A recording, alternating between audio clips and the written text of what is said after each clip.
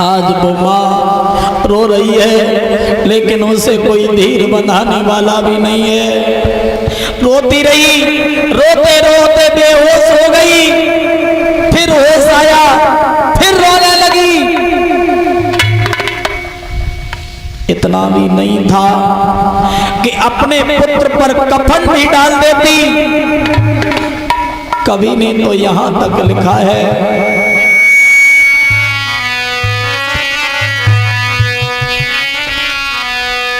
आधी साड़ी फाड़े माता ने और लला को कफन उड़ायो, गोदी में लेके जाने आगे को कदम बढ़ायो।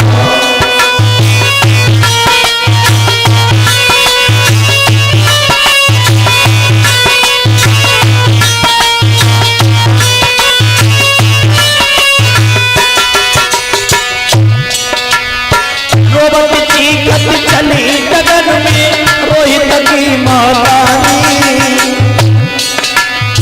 रोवत की गति चली गगन में रोहित की महतारी।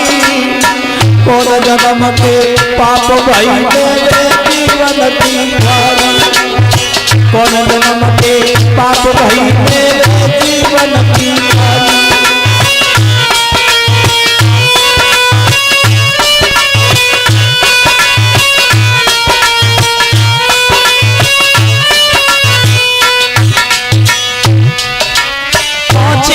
शमशान घाट में लीनो लला लुटाई, पहुंच गई शमशान घाट में लीनो कुमर लुटाई। कभी बाज के चिता बनावे, कभी गोदन ले उठावे, कभी बाज के चिता बनावे, कभी गोदन ले उठावे।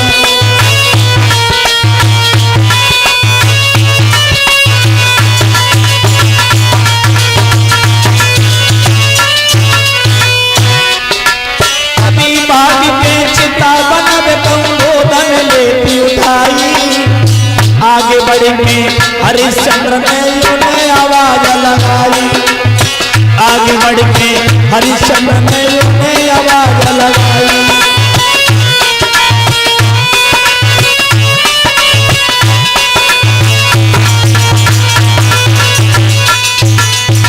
आज वो दुखियारी अपने पुत्र को लेकर के जब चली, रोती बिलखती जा रही है, उसे कोई धीर मनाने वाला भी नहीं है। जाकर के जिस समय मरघट में पहुंची, पुत्र को रख लिया। हरिश्चंद्र ने आवाज लगाई, कौन है? हरिश्चंद्र भाग भर के गए, तारा तुम यहाँ क्या कर रही हो? ये पुत्र किसका है? फिर तो रानी की और ज्यादा बमकारी फूट गई। राजा को जैसे ही सामने देखा, आंखों के आंसू रोक नहीं सकी, आंखों के आंसू जमीन पर समाने लगे। राजा हरिश्चंद्र कहने लगे, मुझे शक है, और ये मेरा शक नहीं सही तो नहीं है। रानी कुछ बोल नहीं रही है। पुत्र के मुंह पर कपड़ा पड़ा हुआ था। अरे जैसे ही राजा ने बेटा के मुख से कफन हटाया,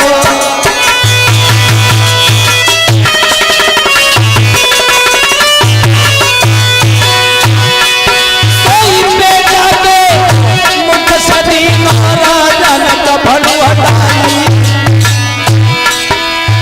दशा देख के निज बेटा की ऊपर रोग सुखाई।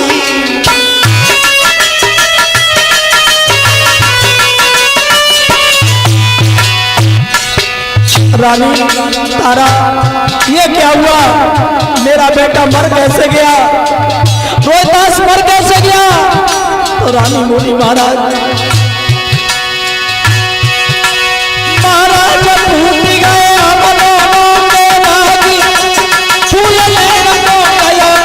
कोई दसेगा सोई लग बेटा किला सब रोए गए, सोई लग बेटा किला से आज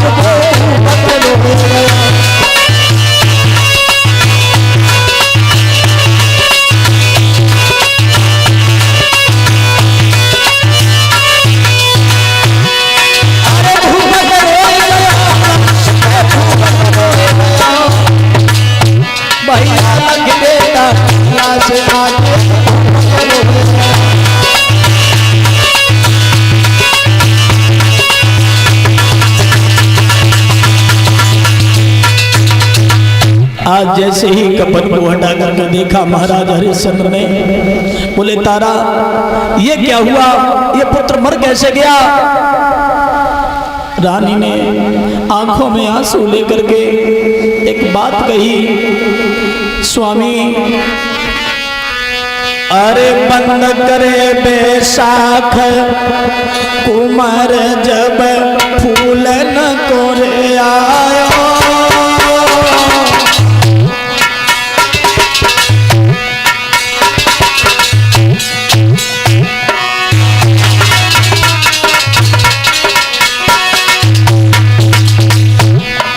अरे कुमार जब फूल न तोरे आयो,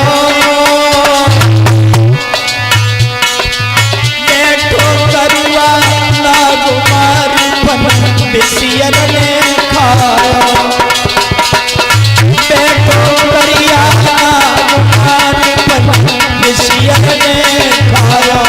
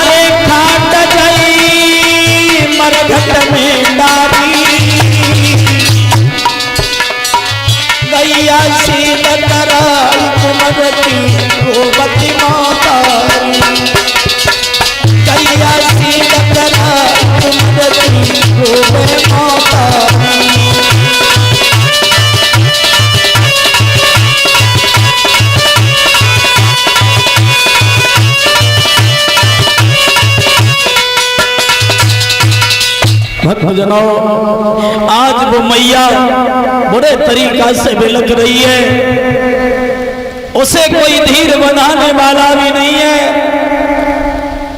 राजा हरिश्चंद्र रोना चाहे लेकिन धर्म के कारण रो भी नहीं सके। क्यों?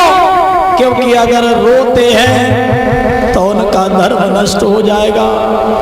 कहा रानी अगर तुम अपने बेटे को यहां दफनाना चाहती हो तो हमें कर का टका दीजिए। हाथ जोड़ करके रानी कहने लगी भगवान ये तो आपका पुत्र है और आप मुझसे कर का टका मांग रहे हैं। रानी नाराज मत हो, तुम भी मेरी उस दिन रानी थी, तुमने मेरा घड़ा नहीं उठवाया था और आज तुम रानी होने की दुहाई दे रही हो। उस दिन तुम्हारा धर्म नष्ट हो रहा था, आज मेरा धर्म नष्ट हो रहा है। मैं तुम्हारे घर इस पुत्र को यहाँ दफनाने नहीं दूंगा। मेरे मालिक का आदेश है जब तक कर का टका नहीं मिलेगा तब तक तुम इस मरघट में अपने बेटे को रख नहीं सकते। बारे धर्म ऐसे ऐसे धर्मवीर हमारे देश भारत में पैदा हुए। रानी के पास थोड़ी साड़ी बची थी, जैसे ही वो साड़ी फाड़नी चाहिए उसी समय आकाश से आकाशवाणी हुई, हरिश्चंद्र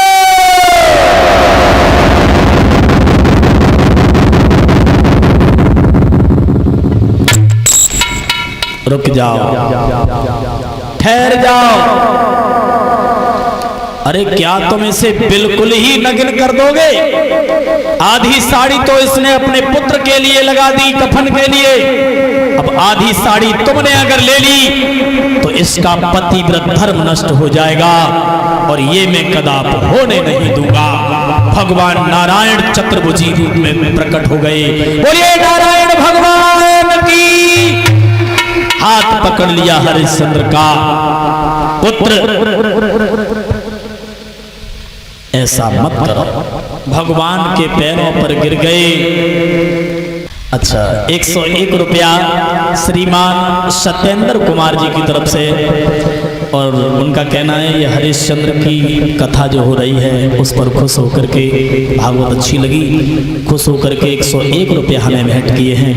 भगवान सुख और शांति प्रदान करता रहे, हमेशा धन की बढ़ोतरी होती रहे, समाज का सम्मान मिलता रहे। भक्तों,